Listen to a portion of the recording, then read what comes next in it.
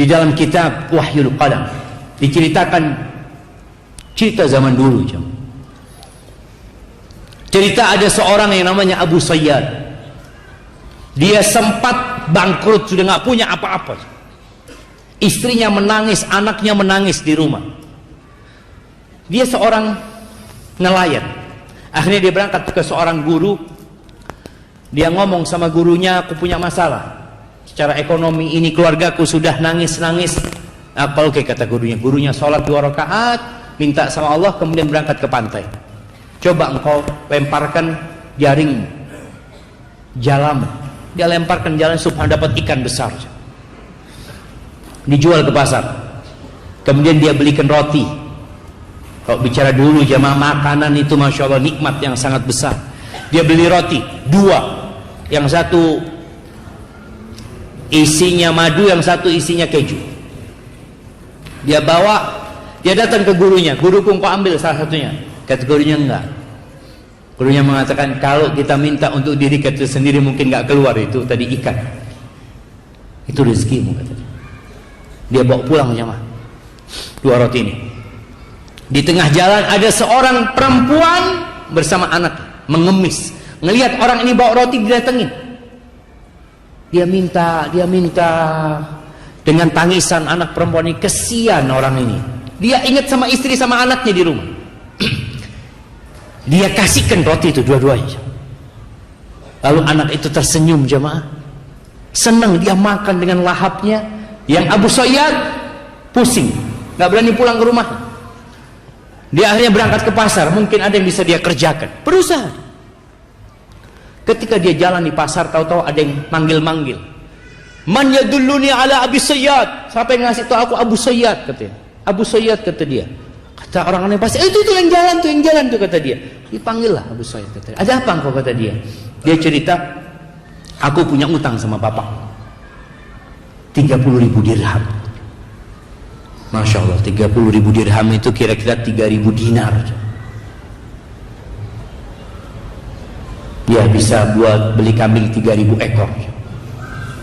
Kalau antum nggak kebayang tuh ya, 3.000 ekor kambing. Dikasih duitnya, dia ahli waris bapaknya sudah, dia terima duit itu, masya Allah, hidupnya makmur jemaah. Dia suka rajin sodakoh, sekali sodakoh 1.000 dirham dia jadi orang kaya Abu Sayyad itu.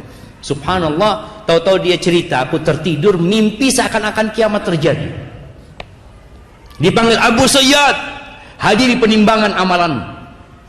Karena nanti akan ditimbang amalan tadi. Ketika ditimbang amalannya, timbangan pada hari kiamat itu jamaah ada 2 daunnya. Satu timbangan kebaikan, satu isinya dosa-dosa. Allah mengatakan fa amma man thaqulat mawazinuhu fa huwa fi 'ishatir radiyah. Yang berat timbangan kebaikannya, maka dia akan berada di kehidupan yang baik. Ketika ditimbang itu lebih berat dosa-dosanya Abu Sayyad. Ketika dia seperti itu, protes Abu Sayyad, "Aina shadaqati?" Mana sedekah-sedekahku, kata dia.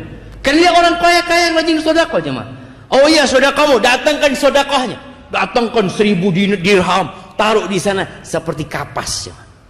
Ditaruh, nggak bergerak jemaah. Datangkan 1.000 dirham. Kenapa? Di setiap dirham-dirham yang dia sedekahkan, fihi syahwatun nafas, ada syahwat nafs. Syahwat kepingin sedekah, aku kepingin sedekah, aku senang sedekah, aku suka membantu orang lain. Aina Allah? Kalau engkau sedekah hanya untuk kesenangan, bukan lillahi ta'ala. Ketika melihat itu Abu Sayyad lemas jemaah. Lalu dikatakan, innaka la tudzlamul yaum. Kau enggak akan dizalimi hari ini. Kata dia, masih ada amalanmu, kata dia. Apa lagi, kata? Ada 2 roti, kata dia. Kata Abu Sayyad, 1.000 dirham aja enggak ada. Beratnya apa artinya 2 roti itu? Ditaruh roti itu jemaah. Itu timbangan jadi sama jemaah. Dia lihat, ya Allah, kata dia.